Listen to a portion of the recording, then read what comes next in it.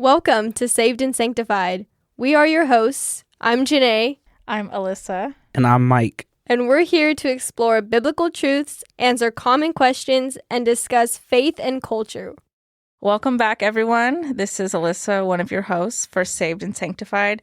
And today we have Freya, who is a licensed marriage family therapy counselor, as well as involved in other things at Quail Lakes, in Celebrate Recovery. We're going to be talking about that. We're going to be talking about mental health today and just how that fits into our faith. And thanks for being here, Freya. Hey, happy to be here. Yeah, and could just get started. I don't know if you got a question or something. A question or something. I always have questions. I guess we'll just start with the basics. What got you into mental health? Sure. What interested you so much that you thought of having it as a career? So, good question. I think I've always been a people watcher, and I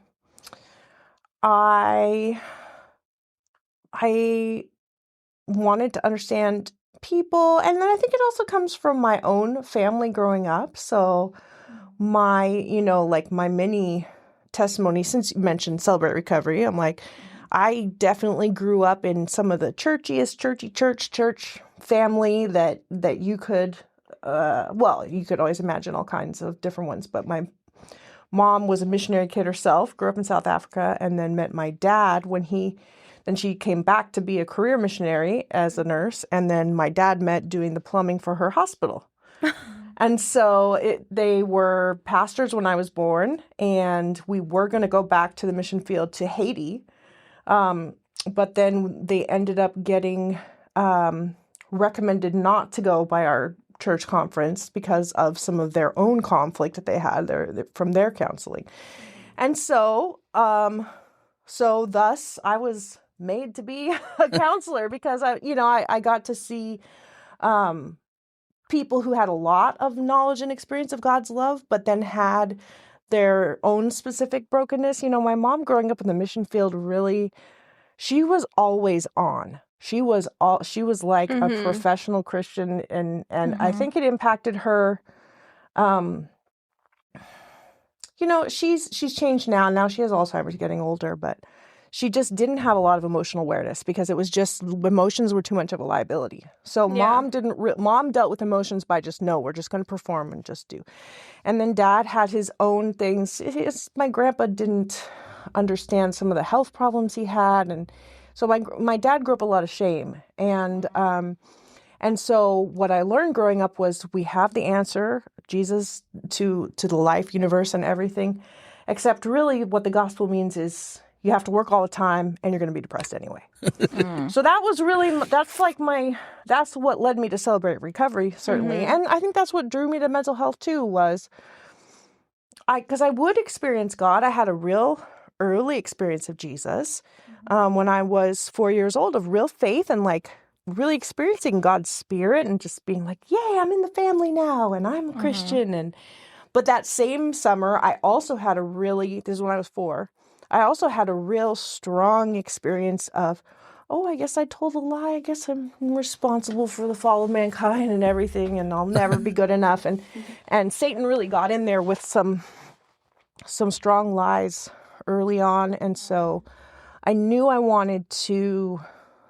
knew that there was truth in the gospel, but I also knew that I didn't understand it. So I went into mental health to work that out for myself, as well as work it out to help other people, and as many good educational pursuits as you may find for yourselves. If you really want to get into it, you have to teach in it too. And that's what therapy is helping share with other people these things that I'm learning. But most of us therapists would, if we're being honest, we usually get into it for ourselves. And it's like, it's like drug dealers, you're dealing and you're participating. I mean, if you really believe in it, you're helping yourself and others. But it's not drugs, of course, guys. This is like the real answer to life. So I really I did, why did I go? I wanted to help people. And if you, well, Lisa, you work in the behavioral health field, but, and as in many fields, when you're entry level, you don't get to do that much. And it's certainly true in mental health. And it really kind of should be that way. You know what I mean? They don't want to put people who don't know what they're talking about or who haven't spent time really trying to learn some wisdom. Sharing. So I knew enough to be like, I want to help people. And I know that entry level jobs suck. So guess that means I'm diving in and getting this master's degree because bachelor's alone. And then also I didn't know some of the opportunities because now I can tell people of more bachelor's level jobs. So come and see me if you want to, referrals or see Alyssa. She knows probably more than I do, but, and certainly the 180 Center has all kinds of cool. We do have a lot of bachelor level jobs. But if you're really going to work, you have to get the master's degree. And so here I am. So there's lots of words to your responding. Yeah. How's it going for you so far? Because you've been licensed now. You've been doing like therapy or being a marriage family therapist for hasn't it been a couple years? It's been a few years. So I started, I first got hired as a therapist in 2008. So what's the math on that? So more than 15 years, licensed in 2013. So yeah. 10 years, 12? I guess 12, because it's 2025 now. Well, it's the same work though licensed. From 2008. It's just that you get all your supervised hours. How is it incorporating your faith into your practice, or can you because I know obviously people get referred to you, or you find your referrals and stuff. And since you're licensed, you have your own practice. Yeah, that too. So is there people that are Christian where they're specifically going to you because they know you're Christian too? Yeah. Or so now, now that I am in private practice, it's a lot easier to be overt. It's kind of like covert ops of integrating your faith versus being overt and being able to actually call it out and being like, this is a Christian principle. Hey, this is what the Bible says, blah, blah, blah. I do love to do that, and it does enrich it, and that's partly, in fact, when I worked here at Quail Lakes from 2015, is that right? Yeah, 2015 to 2017, maybe it was longer than that. Anyway, 2016 until, I left in 2021. So it was later than that is when I started because I was only here for 2.5 or 3 years working part-time. Remind me of the thread of that. I got caught off incorporating on the dates. Incorporating my faith. So you always, we all have our worldview. That takes you back to, well, my dad is an ABD all but dissertation. He all but has his dissertation and his doctorate in theology. So I grew up hearing a lot of ideas, and lots of talk. He loves to talk and debate and discuss. So I knew everyone has a worldview.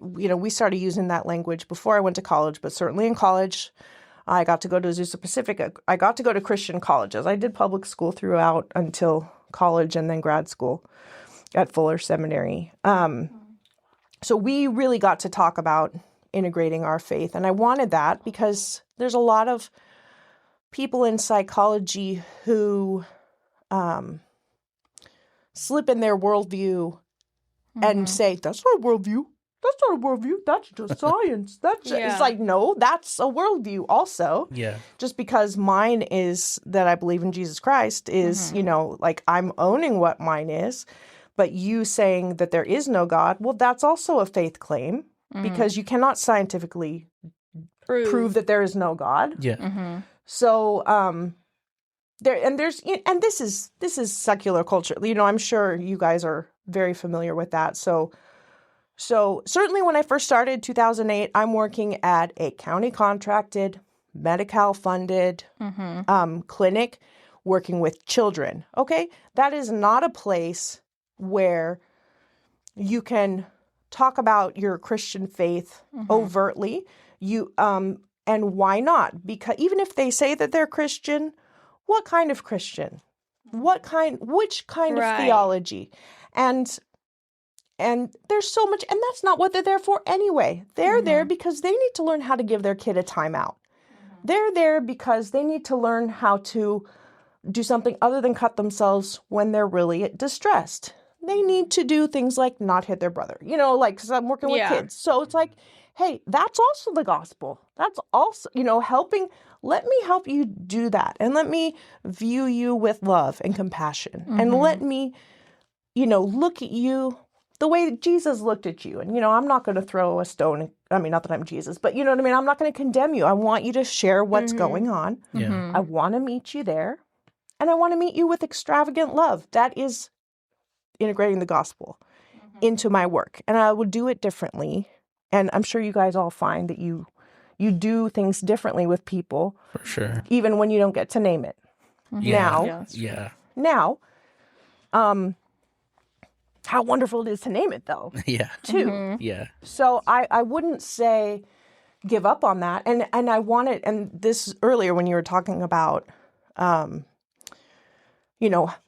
about this question, I'm very grateful to Quail Lakes Baptist Church because they sent me when I was working as the coordinator of counseling ministries. They sent me to a professional development to the American Association of Christian Counselors. And it really was inspiring there. Like God used some of those breakout meetings and stuff to be like, no, maybe I really should try this private practice thing. Because it was definitely scary. And, and then you have to go into business for yourself, which is a whole new set of skills. And definitely have to give a shout out to Dr. Cindy Thielander because she invited me to be like, hey, you should talk to my colleague and she has a room that you could rent and we have overflow, and they started kicking me their extra referrals that they couldn't even help because there's so much need. This is also an aside to living in Central California is this is Stockton. If you want to make money, you will relocate or you will live here and you will commute to Sacramento, to the Bay Area. Yeah. Or you'll move. Yeah. So there's just not enough professionals to meet the needs of our population here. So that's another thing. There's so much work in Central California for professionals. It's just you have to get more creative maybe on getting the funding flowing. But anyway, I'm all over the place. Okay. I love that though. So when we say mental health, what does that entail? Yeah. Well, and I'm glad because you sent me some good questions today. You did. And that got me thinking things that you may or may not be even asking. But so a lot of what I do is kind of reactionary. If you think about it, in health, say we transition to just doctors, physical health. There are our maintenance things let's go have our physical. Let's go get our shots. Let's go make sure that everything's working in all the places. Great, cool. Preventative. Yeah.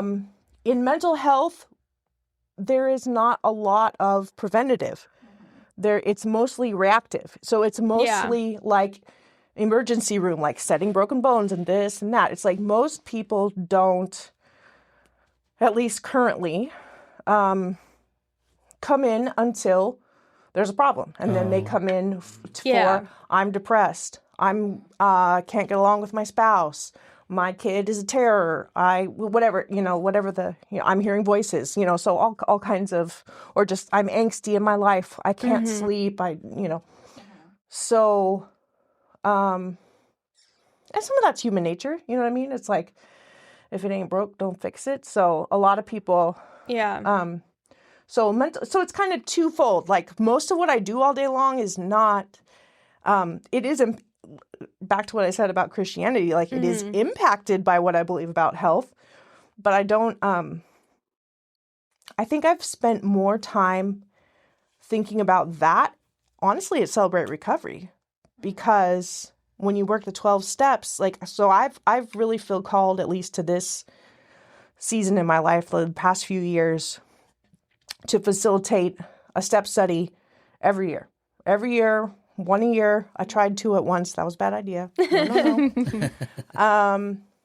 And so working the 12 steps, it has been really helpful for my mental health because it both brings like the social aspect and confession to other believers, and then focusing on what does God say is true, what does God say is real, Yeah. meditating on that. Since our name is Saved and Sanctified, right? This Yeah. podcast, like sanctification, that is the work of being more and more made like Jesus. And so, so yeah, I think that discipline really, I know I want to put that word out because Celebrate Recovery is not the only method of discipleship. But it's a very structured way, and a lot of, I that helps me having structure. It helps me having regular check-ins because my mindset, again, back to what I shared about my, early childhood, I'm still full for my dinner. I'm like, why am I out of breath?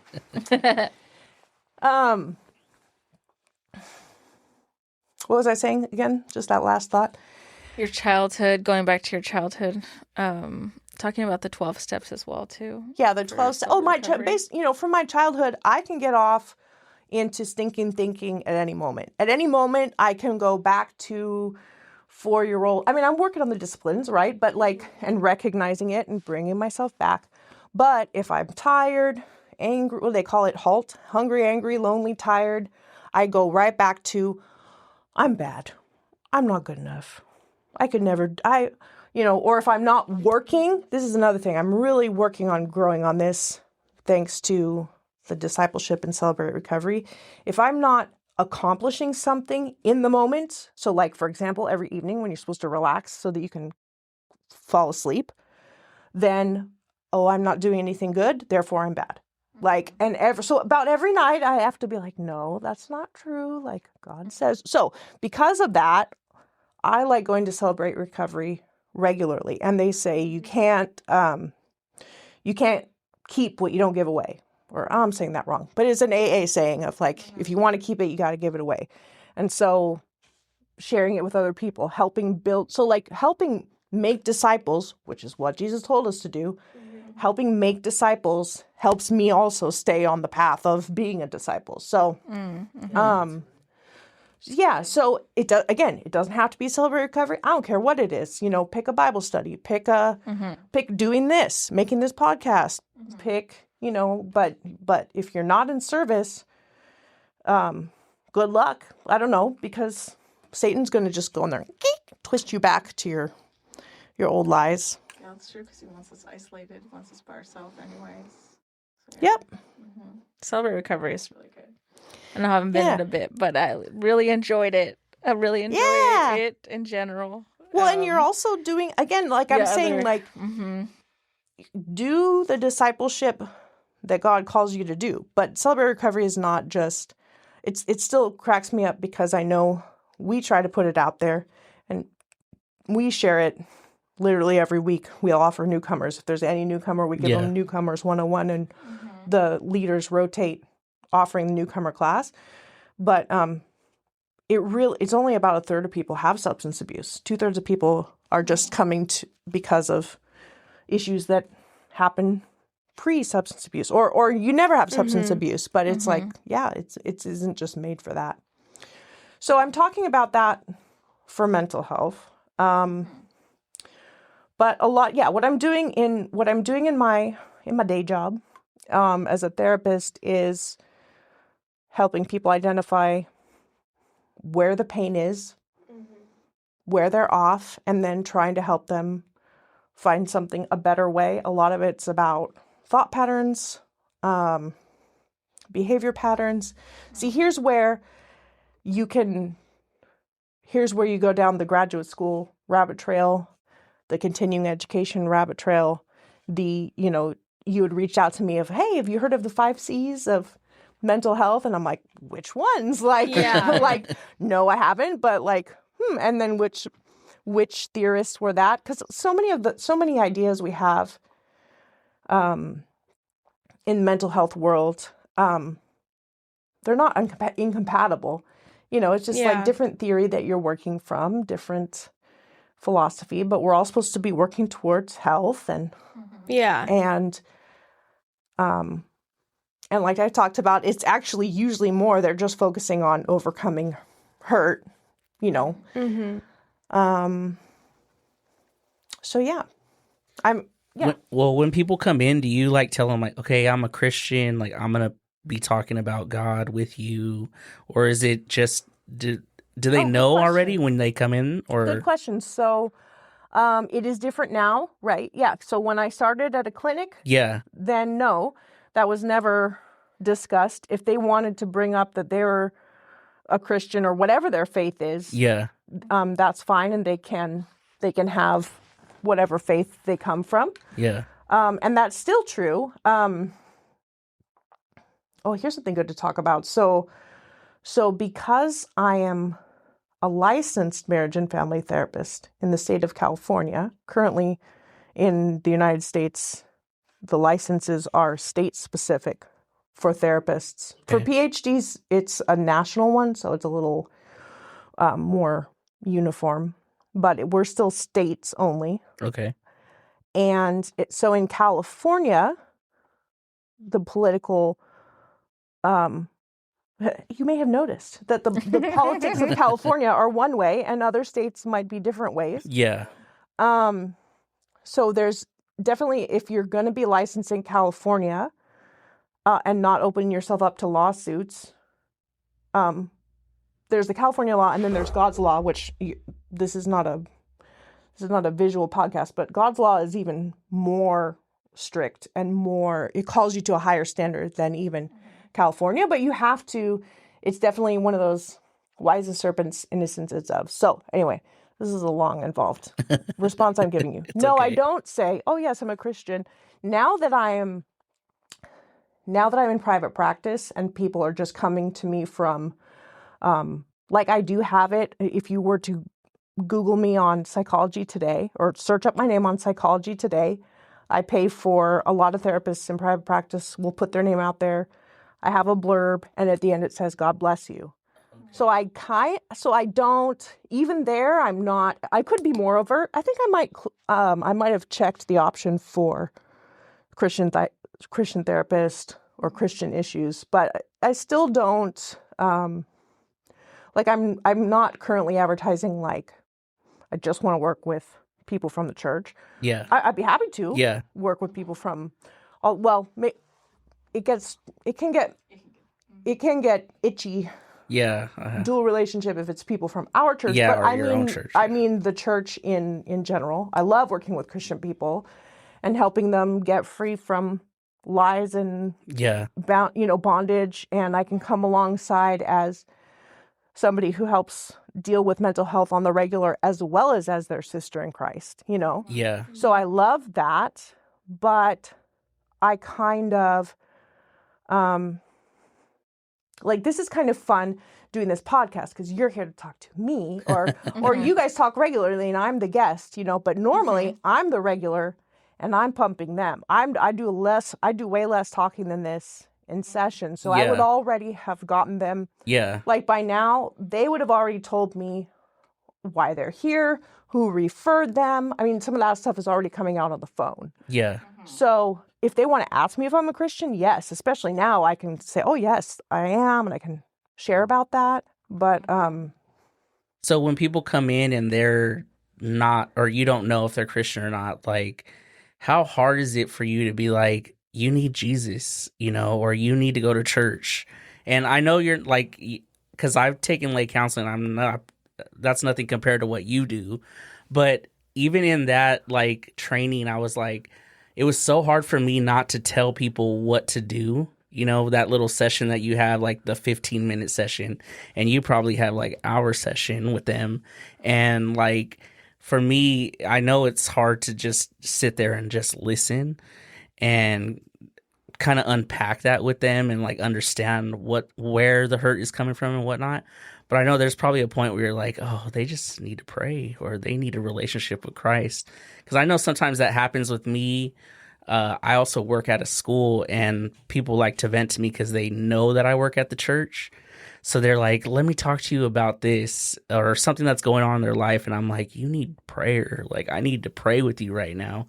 And a lot of times I'm to where I don't even care if I lose my job, honestly, because I already work here at the church. But I'm just like, let me pray with you real quick. And, like for them, because they're not expecting it from me, I don't think, to where I would actually lay hands on them and start praying with them and kind of just like, you need God, or you need help from God, because that always pops in my head when I'm talking to people, and I'm just like, you're so consumed with the world. That's what's going on. That's why you're dealing with so much stuff. And I was just wondering, like, how hard is it for you to see that and then not tell them, like, you need Jesus, like, let me pray right now with you, because for me, that's a lot of my conversations with anyone outside of these doors. That's where it ends up, is like, let's pray. We need to pray together. And and I'm not working for anybody other than God. So, he approves. Right. Yeah. That's a good question. Ask me your question again. Or, I mean, I hear your experience, and I do agree. Well, that... I was just, wondering, how hard is it for you to sit there and listen to them and not just go straight to God about, like, okay, let me pray with you, or like you might need a Christian community, or you might need to be join a church to learn about God, like, right, suggesting that. So talking, I find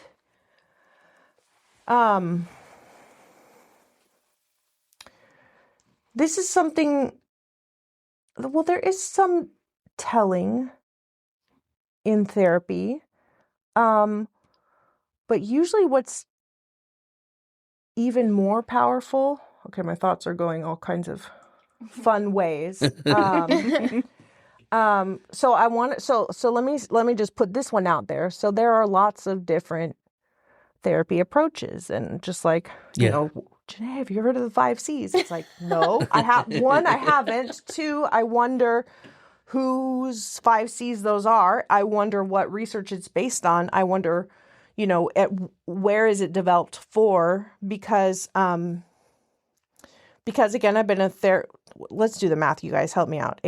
2008, 2018, 19, 20, 21, 22, 23, 24, 25. So 17 years. I've been practicing as a therapist professionally for 17 years. Wow. I know. Wow. I'm not that old.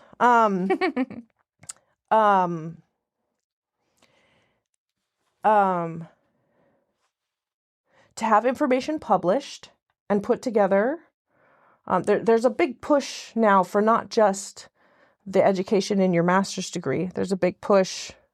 Alyssa, you could speak to this from whatever your experience is at the bachelor's level too, but there's a big push for evidence-based practices. That's now everything. They don't want to pay for. I was in Los Angeles in 2010 when they no longer would pay for regular therapy. Los Angeles County would only pay for if you had to learn these evidence-based practices, which means after grad school, then you have to go and you have to do this whole other class to this whole other agency, and it's going to cost $1,000 or $5,000 to get trained and certified in it and learn. And it's a manualized treatment, and they're cool. They're cool because it's like, oh, here's a process to take somebody through that could really help them get from point A to point B. Mm-hmm. And it's also a racket because then you have to pay all this extra money and get all this extra certification. And so this is something that is happening in our field and probably in many other fields as well. I'm sure this happens in nursing, and it happens in education. They're always changing, what's the latest thing? And it's like repackaged same stuff, right? Yeah. But the one that I've been doing my continuing education as every licensed professional has to do, which is cool. I mean, it's not all bad. It's also cool because it keeps it fresh and interesting and reminds you what you did learn. So I've decided I wanted to focus on trauma. I'd known that for basically when I went in private practice, because it also fits with what I want to help people with, and it also kind of fits with my Christian worldview, because I see the effects of sin as trauma. So it could be the lies from our childhood, or it could be some of the big, or the complex trauma growing up in a chaotic family that was abusive, and any amount. So I'm like, okay, that's what I'm going to focus on. That's what I feel called to. And then there are all these cool new packaged treatments. So anyway, so internal family systems is my next big adventure. And I'm really excited about that. And I do want to learn more about it, but I'm like half baked because I just I committed to pay $4,000 for the level 1 training. And so I'm excited, but, they really help you deal with different parts of yourself and access those parts, and then seek healing for those parts. And whether you're a Christian or not, accessing the emotions of the parts of us at the time when we were hurt, and then helping them experience the world a different way. Like, I'm super excited about that. Okay. Yeah. Now, you were talking about, do I want to just pray with people? Absolutely. But a lot of my approach in therapy is trying to help them see some truth for themselves. And a lot of the different modes of training will say it's one thing to tell somebody, but it's so much more powerful if you can get them to say it themselves. Even if it takes 3 sessions for them to say it, when you could have said it to them the first session. Yeah. But if I wait and you can take that the third time when you say it to yourself, and then you're like, and you actually have a new emotional experience with it. That's why you're coming to therapy. Yeah. If you want just someone to tell you something, then you listen to this wonderful podcast. Mm-hmm. You read this book. Yeah. You go to this sermon. So I'm fine with praying with clients. If that's something that they want to do, it's usually better if I can get them to pray, though, because that's another thing too, is in therapy, they already came in with this hurt, this pain, this whatever's bothering them. Mm-hmm. I want to help them have a different experience with it. Otherwise, they could go home and just have that same hurt all by themselves. Yeah. So I do more sitting with things, and I do more. So to me, it would be jumping to be like, let me pray for you. Yeah.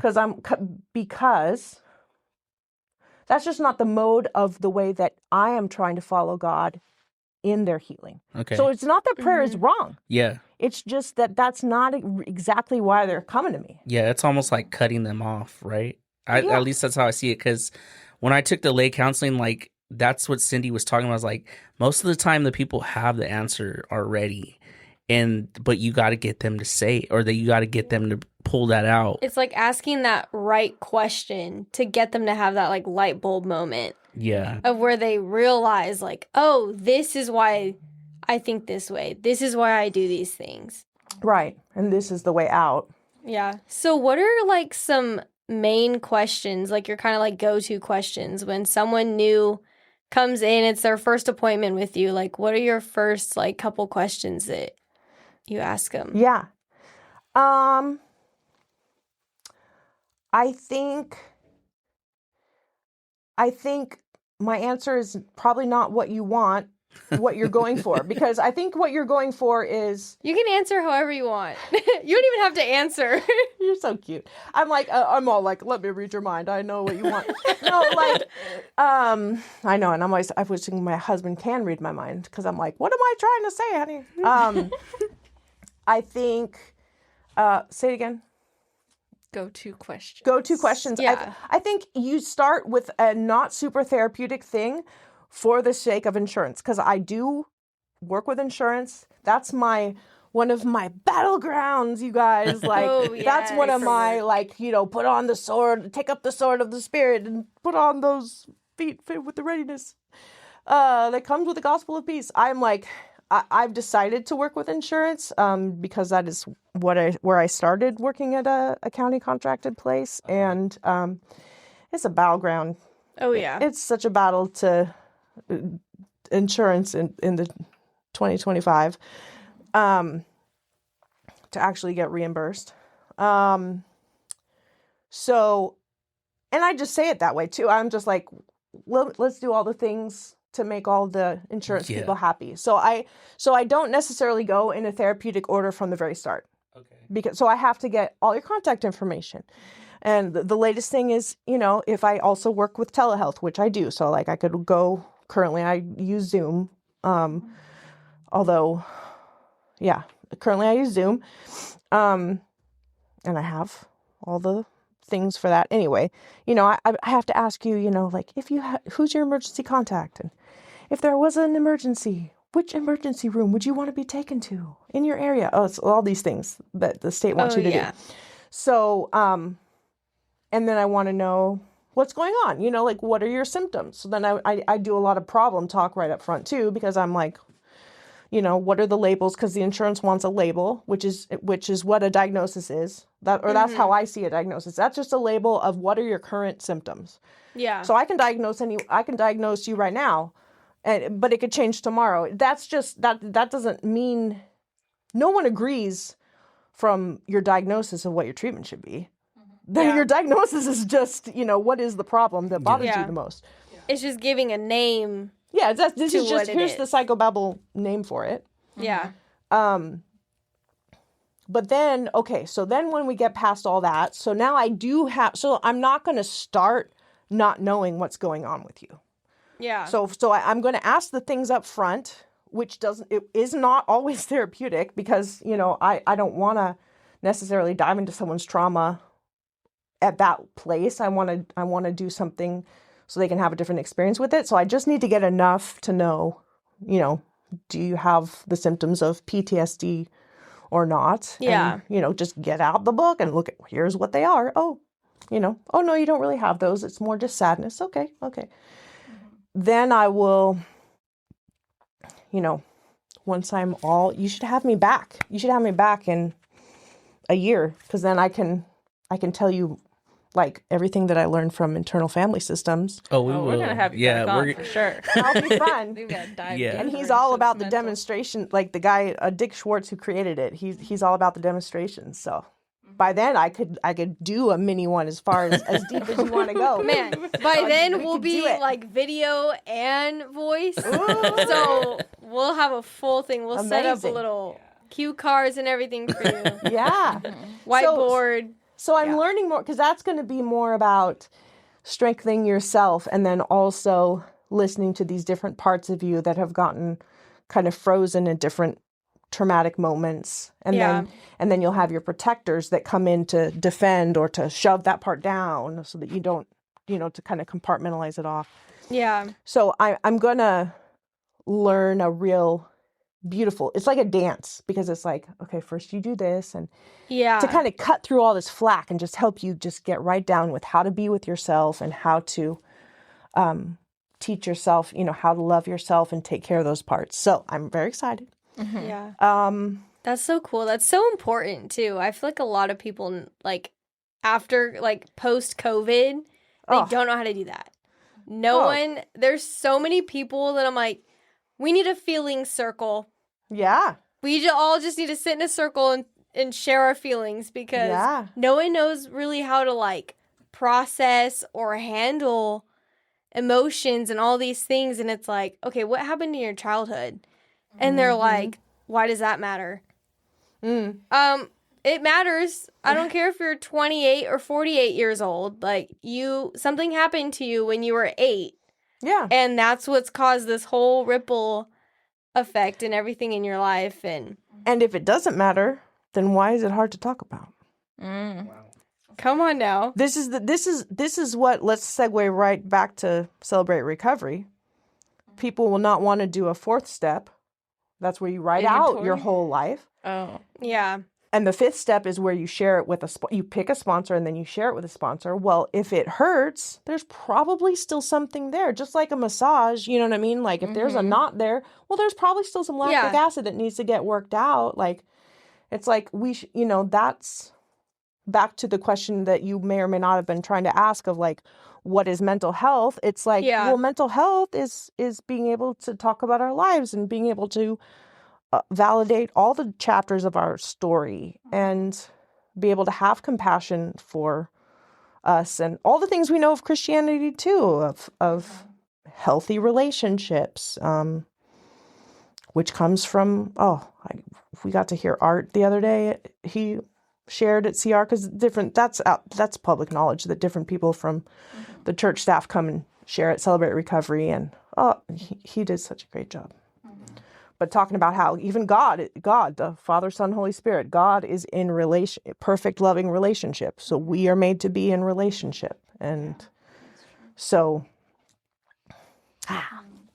also the more I've done this therapy, so I got IFS therapy for myself too, because I like dealing the things I actually believe in and experience. And so this is the one I tried EMDR, which is the eye movement rapid desensitization, this is one of the current therapist or therapy fads. I have no problem with it. Some people have been really helped by it. I think that's awesome. I tried it and it didn't do anything for me, but the IFS did. So I'm like, okay, fine. I'll be an IFS person. Someone else can do the other. So how do you think or I'm sure you've maybe dealt with it where like wait, sorry. But why I was excited about that was the more healing I've gotten, the more I'm like, I really am more of a Tigger. In fact, I put that on my phone. Like that was one of the healings of one of my early internal exiles was like, because I became Freya, the 4-year-old distressed theologian. That was a part that was, split off of like, you have to do everything perfect and it's already a setup. It already felt like, because Satan wanted me to feel this like, oh, your life's already over at 4. Wow. I remember, I didn't have as many words as this, but it was very much like, well, you've already blown it and you're just going to have to work forever and you never will be good enough. And that's your life. Wow. You know what I mean? Like that was a part of me that got exiled. And so the more healing work I've done with her, like she's been transformed into much more of a Tigger. And that first experience I had with God of like, you're in the family. Yay, and so I really did grow up thinking I was an introvert. And I still think I'm on like the border between introvert, extrovert, but I'm way more extrovert. Like a lot of that was just trauma holding me down. Yeah. So that did have something to do with what you were saying. But anyway. We've been going in a mixture of things. But I know. You're really excited about that. I'm excited to hear about that more too, because I like that. But a question I had, was like, how have you, like, is there any, obviously there's probably stigmas behind like mental health, being Christian, stuff like that. Is there any like things you feel like you've dealt with or things like, even just talking about in general with people that are listening? Because, people obviously are going through it too. Everyone's dealt with it. I know I myself have been in therapy or been a part of it, but then at the same time, like sometimes you struggle with like, but I'm Christian, like why should I be having these issues? You know what I'm trying to get at? I'm just curious like what your thoughts are on that, or even like things maybe you get frustrated about too, where you're like, why, like it not being able to work as maybe good in the church, or people don't even want to talk about it sometimes. They really don't. Being Christian, they don't want to talk about mental health. They want to be like, oh, well, I don't know, God just heals. I mean, of course he does, but, I think there's still healing that needs to happen. With you getting to know yourself and stuff like that too. I think my challenge would go back to with Celebrate Recovery of like, well, if it doesn't hurt, then why can't you talk about it? So I'm like, if you're sad and, I got a lot of, the longer I've been in mental health as a profession, you really can get this stuff from anywhere. I grew up I didn't have a therapist, but then like I would talk with the little old ladies in church in the breezeway after the sermon, and they would do the same stuff that I'm doing in Celebrate Recovery. They would tell me the same stuff I'm telling people in therapy. They would do that. So there's not only one way that God can reach us. Love that. But if we don't have spaces, or if let's just pick on me and my family, we had those sins of and messed up thinking about workaholism, about depression, shame with my dad with his health problems, and my grandpa didn't understand it. He had a similar like a bladder problem that my grandpa's own sister had. But then my dad would really struggle with holding his bladder, and my dad would spank him and be like, why are you embarrassing me? Why are you doing this to me? He was, you know what I mean? And my grandpa was an immigrant family. They had to switch from, like many Latino families or other immigrant families. They stopped speaking Swedish in the home because he was not doing well in school, because they didn't have the knowledge yet that bilingual will make you a stronger linguist, but not until you're like 7, 8, 9. So because he wasn't doing well in first, second grade, they stopped speaking all Swedish.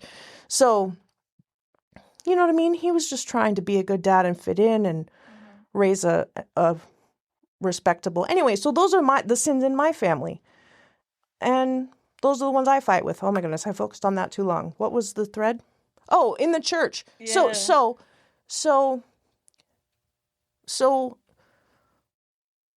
I don't know. I think because my dad has ADD, I do not, by the way, I just sound like it in this interview, but because he had ADD and because he had some of those bladder and shame things, he took down, in his just fight to live and overcome them, he took down some of those barriers for me. So he had so much mental health challenge that it was like, I don't know. I think I've been protected from some of that. So now I'm more like, I think I have more boldness in it of like, let's go. And if you have a stigma, I work in the mental health field. So I'm like, I don't know. I'm around people that don't have the stigma as much. And if someone does have a stigma, I'm like, oh, tell me about that. Yeah, just being more curious than anything. Yeah, just like, oh, let's go then. Okay. Because I've found so much help in it. Just like in the gospel, like, well, I've had some wounds when I didn't understand God, because I definitely have had, because I thought that God was that big meanie that Satan wanted me to think. But but I've also been like, but no. That experience was really his Holy Spirit when I was 4 earlier that summer. So yeah, that's a really long-winded answer to say, let's go. I don't know. I don't think there's as much stigma anymore. Yeah, I think it's gotten more. And then COVID blew it all out of the water, because everyone was like, we cannot stay home for 2 weeks. We can't even stay home for 2 weeks. We're already falling apart. So like, I don't know. Where do you guys run into it? I want to hear more, because I'm literally steeped in the therapy land. I think for me, it's more of like people, or even, I mean, I guess it's more of myself, where I'm thinking like, you judging yourself. I'm judging myself, where I'm like, I'm dealing with this. I don't believe, like, what? I don't believe good enough, or like, you're not strong enough to like not have to deal with these things. But I think, because sometimes you get in your head where you think like, do I have to think about the past? Do I have to go back? But then, like you're saying, if you can't think about it and you can't talk about it, obviously something's going on. And I'm like, that just makes take sense. another. Yeah, you're just ready for another onion layer. The layers off. Yeah, because it's hard. It's hard to heal and face those hurtful things. So be gentle, but I think sometimes, I mean, maybe not at Quail, but I've seen it in maybe other churches or people talking about it, where it's like, can be like over spiritualized, where it's like some people are like, you gotta pray it out and like be delivered, these things are on you. And yeah, that can happen as well too. But it's like, Sometimes it's just really bringing God into it, where if you're going to therapy and you're getting support and then you're changing your habits and you're changing the way like you're thinking, like it doesn't have to be all like super over the top sometimes, where like some people will think like, oh, you just don't believe enough, or yeah. To some of that stuff, that takes me back to the question about when I was first starting my career and how to integrate my faith. It's like, if Mike were to pray over you of like, be healed from this thing, have you learned how to give your 5-year-old annoying loud kid a timeout yet? Did that prayer do that? No. I mean, unless God's Holy Spirit miraculously did it at the same time that he asked those words, but that's still not teaching you the skill. Yeah. So that's where I would say, okay, like, yes, pray. And how would you go about doing it? And you can learn it from a therapist, but you could also learn it from little granny who raised 7 kids of her own and 10 from the neighborhood. You know what I mean? So I don't care where you get it, but,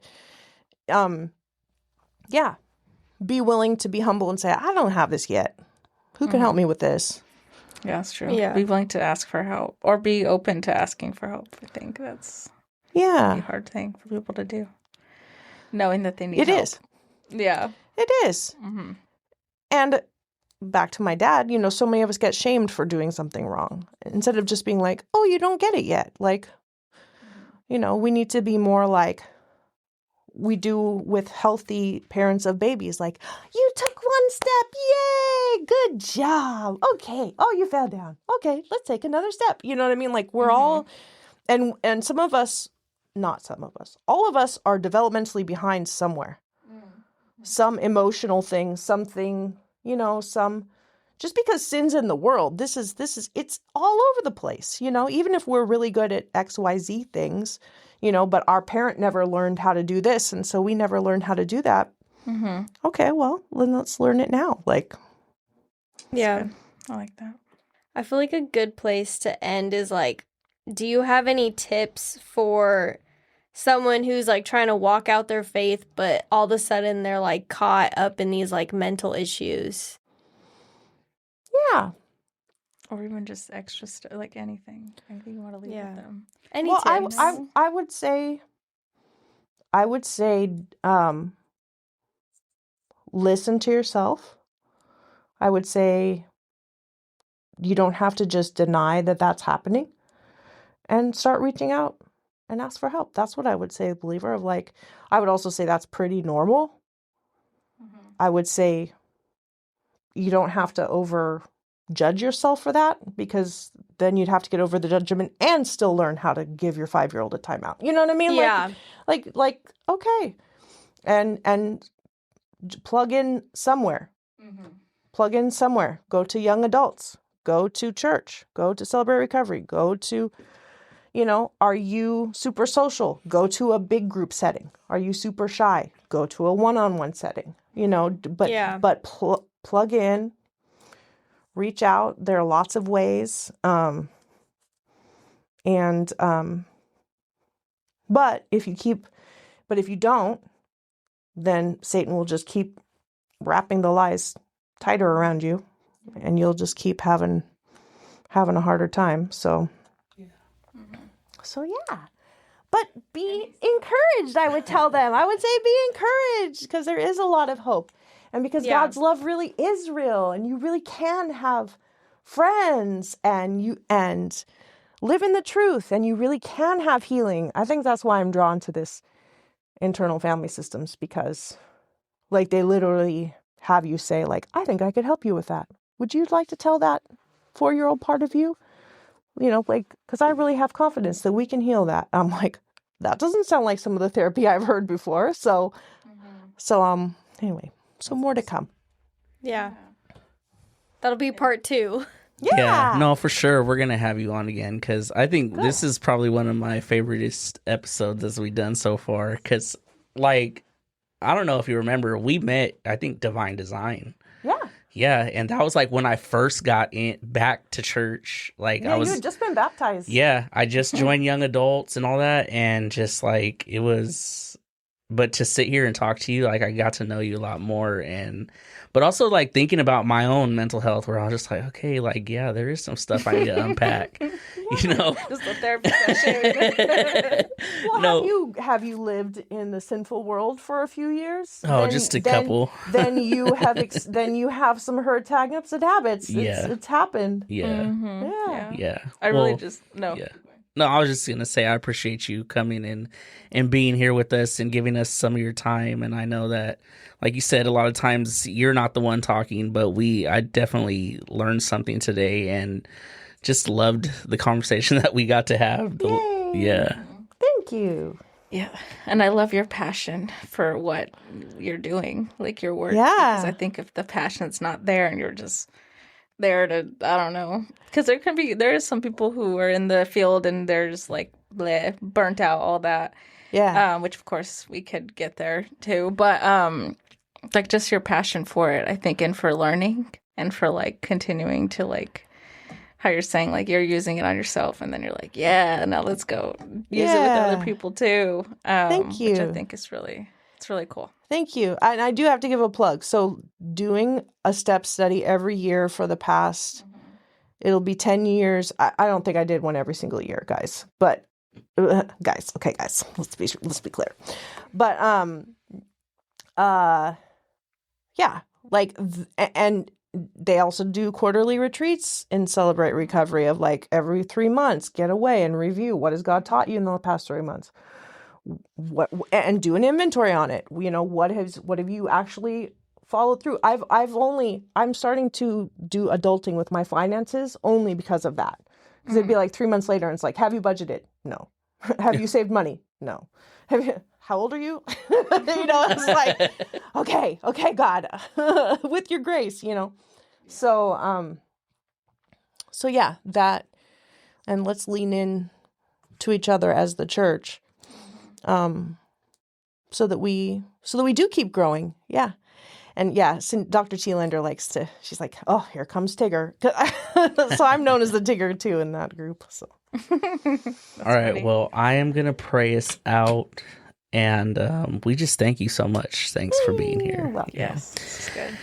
Well, Lord, we just thank you for Freya and just allowing her to be here and just sharing with us, Lord. And we just pray that whoever's listening to this realizes that it's okay for you to go see someone to help you get through these times, these rough times that you might have, and that you could still have a relationship with you as you get help. You know, like I know sometimes that people think that it's not okay, but Lord, you have people like Freya that is a sister, a Christian, a woman of faith that can help. And that is what her passion is. That's something that you gifted her with, Lord. So we just thank you for allowing her to put that into practice and helping the people around her, even if they're not believers, Lord. She is there and she is showing them the love of Jesus. And we just thank you for allowing her to do that. And we just thank you for the things that you provided for us today in this podcast and the people that are being touched by this, Lord. So we just pray this all in Jesus' name. Amen. Amen. Amen. Sorry, I wasn't watching time. Usually I'm in charge of the time in therapy. And I'm just right. I'm letting you guys do it. So I'm like, It's all right. I'm the It's all time the person. timekeeper. okay. Well, we're out. Bye. Bye.